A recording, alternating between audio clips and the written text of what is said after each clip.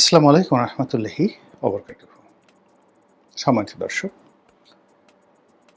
টঙ্গীর তুরাগ নদে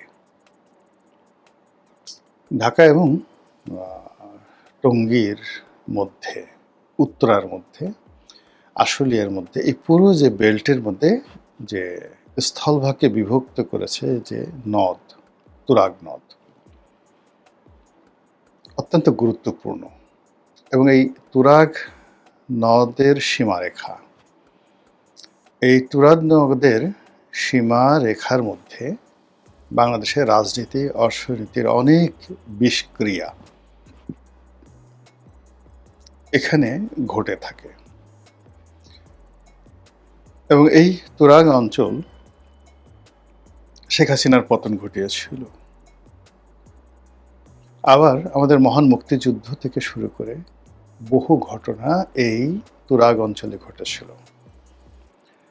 তো সেই তুরাগ নদে যে ছবি আসছে সেগুলো পরে, কিন্তু প্রথম কথা হলো সেখানে মানে ভাসমান অবস্থায় লাশ পাওয়া গেছে। সরকারের তথ্যমতে এবং দেশের মূলধারার গণমাধ্যম, সেই গণমাধ্যমের বক্তব্য অনুযায়ী এখানে দুটো লাশ পাওয়া গেছে। আওয়ামী লীগ এবং তাদের যারা সমর্থক রয়েছেন বা সমর্থক মানে সমমনের যারা সমর্থনকারী, তাদের প্রাথমিক বক্তব্য হলো যে 7টি লাশ, 7 যে ডেড বডি, এগুলো সেখানে ভাসছিল এবং এগুলোকে মেরে গুলি করে পিটিয়ে কে বা কারা, সরকারের সাথে হতে পারে, সরকারের দলের হতে পারে, রাষ্ট্রের বাহিনী হতে পারে, এই লাশগুলো তুরাগে ফেলে দেওয়া হয়েছে বা ডুবিয়ে দেওয়া হয়েছে অতীতের মতো, এগুলো ভেসে উঠেছে, হোয়াট এভার মেবি। আর এই যে পক্ষ এবং বিপক্ষ, এই পক্ষ বিপক্ষের কথা নিয়ে বাংলাদেশ, ভারত, ইউরোপ, আমেরিকা থেকে শুরু করে সব জায়গাতে যে বাংলাদেশ সংশ্লিষ্ট যে বিষয়গুলো রয়েছে, সেখানে এই তুরাগের নদীতে ভাসমান লাশ বা লাশের মিছিল একটা দুটো নয়, 7টা, 8টা, 10টা, 12টা, এরকম নানা রকম গল্প গুজব ছড়িয়ে পড়েছে। সরকারের পক্ষ থেকে, পুলিশের পক্ষ থেকে, বিভিন্ন গোয়েন্দা সংস্থার পক্ষ থেকে যে সকল তাপ এবং চাপ অতীতে দেওয়া হয়, ঠিক এই সময়টিতে সেরকম ঘটনা ঘটছে। প্রথমত এই বিষয়টি অস্বীকার করার চেষ্টা করা হয়েছে, পরবর্তীতে স্বীকার করা হয়েছে, কিন্তু এটা যে কোনো রাজনৈতিক হত্যাকাণ্ড নয় বা রাষ্ট্রের কোনো বাহিনী কারো নির্দেশে এই কাজটি করেনি, কিংবা সরকার সমর্থক কোনো রাজনৈতিক দল বা সরকার সমর্থক রাজনৈতিক দল বা সরকারি দল যেটা রয়েছে, তারা সম্মিলিতভাবে কোনো ম্যাটিকুলাস ডিজাইনের আন্ডারে এই কাজগুলো তারা করেনি। এই বিষয়গুলো এক পক্ষ প্রাণান্ত চেষ্টা করছে প্রতিষ্ঠা করার জন্য, কিন্তু জনমনে ভীষণ রকম আতঙ্ক ছড়িয়ে পড়েছে। এর কারণ হলো যে এটি সিঁদুরে মেঘ নয়, এটি অগ্ন্যুৎপাত, রাজনীতির যে অগ্ন্যুৎপাত, অথবা এটি ধরুন রাজনীতির অগ্ন্যুৎপাতের পরে আপনি ভূমিকম্প বা সুনামি, এটার শুরু, পূর্বাভাস নয়, এই শুরু হলো এটা দিয়ে। সরকারের পক্ষ থেকে বলা হচ্ছে যে এখানে দুটো যে লাশ পাওয়া গিয়েছে, এটা হয়তো অভ্যন্তরীণ কোন্দল বা কোনো খেলা দেখতে এসছে, বা মানে একেবারে সাধারণ ঘটনা, যে ঘটনায় মনে হতে পারে বাংলাদেশে যে হাজার হাজার মানুষ প্রতিদিন স্বাভাবিকভাবে মরছে বা যে সকল দুর্ঘটনা ঘটছে, ওইরকমই একেবারে নেহায় দুর্ঘটনা, যেখানে সরকার বেচারা, গো বেচারা, সরকার কিছু বুঝে না। কাজেই এখানে সরকারকে জড়ানোটা কোনো অবস্থাতেই বুদ্ধিমানের কাজ হবে না। ওদিকে সরকারের যারা প্রতিপক্ষ, তাদের বক্তব্য হলো যে এই যে গুম দিয়ে শুরু হলো বা গুম করা হলো, এই কয়টি ধরা পড়েছে, আহাহা, না জানি শীতলক্ষ্যা নদীতে কত লাশ আছে, পদ্মাতে কত লাশ আছে, ব্রহ্মপুত্র, আড়িয়াল খাঁ থেকে শুরু করে দেশের যে নদ নদীগুলো আছে, কত লাশ যে গত 2 বছরে ভাসছে আল্লাহই জানে, এবং সব ছাত্রলীগ, যুবলীগ, আওয়ামী লীগের লোকদেরকে মেরে মেরে ভাসিয়ে দেওয়া হচ্ছে।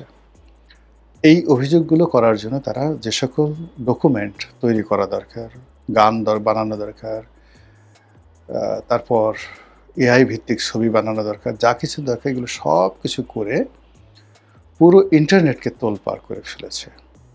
বিশেষ করে এই তুরাকে যে 7টি লাশ এটি ভাসছে, এটা দৃশ্য এবং ছবিগুলো এমনভাবে ফুটিয়ে তুলেছে, সত্য হোক মিথ্যা হোক এগুলো দেখার সঙ্গে সঙ্গে আপনার অন্তরাত্মা কেঁপে উঠবে।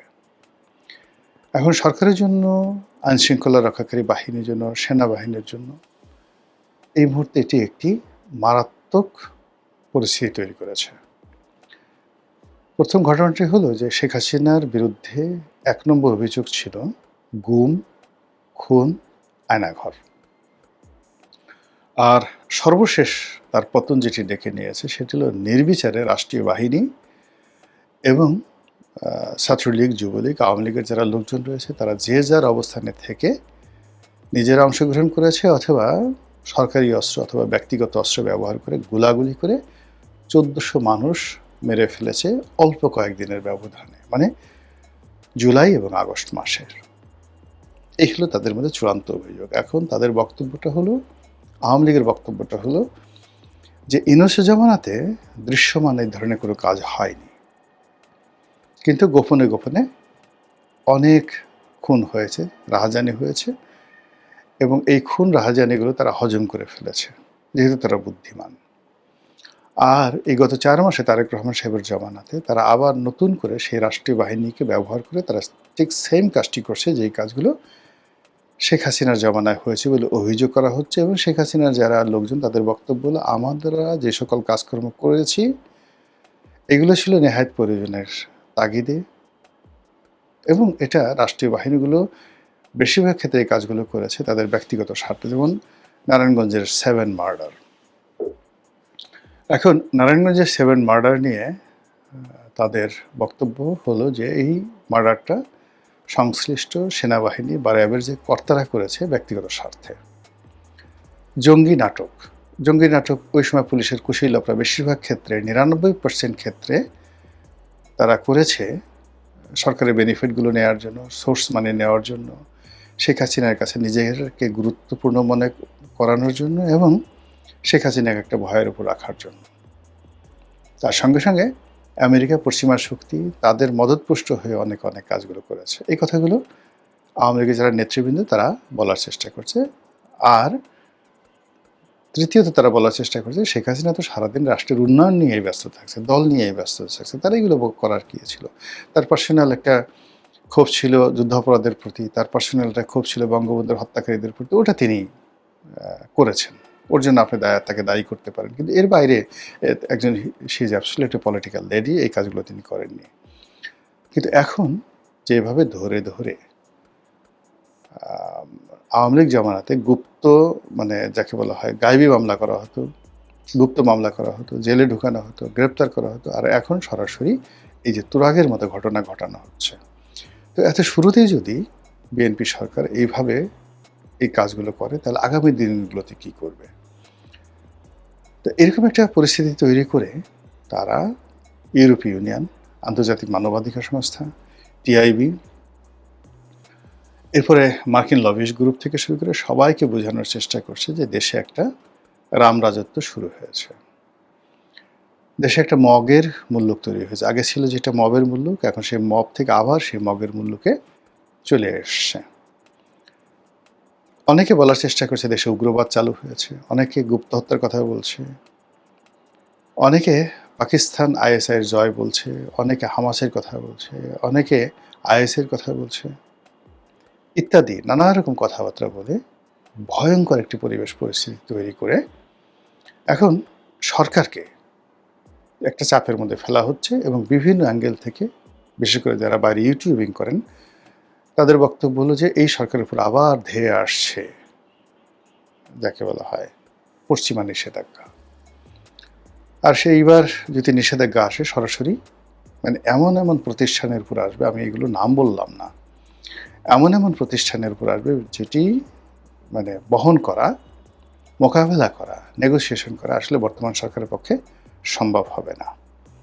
এই যে তুরাগ নিয়ে যে রাজনীতি শুরু হয়েছে বা তুরাগে যে ঘটনা ঘটেছে, এটি আমি মনে করি সরকারের সর্বোচ্চ গুরুত্ব দিয়ে, ধামাচাপা না দিয়ে সর্বোচ্চ গুরুত্ব দিয়ে এটি তদন্ত করা উচিত, বিচার করা উচিত এবং এই ব্যাপারে খোলামেলা কথা বলা উচিত বা ডিবেট, এটার যে ডিবেট ওপেন করে দেওয়া উচিত।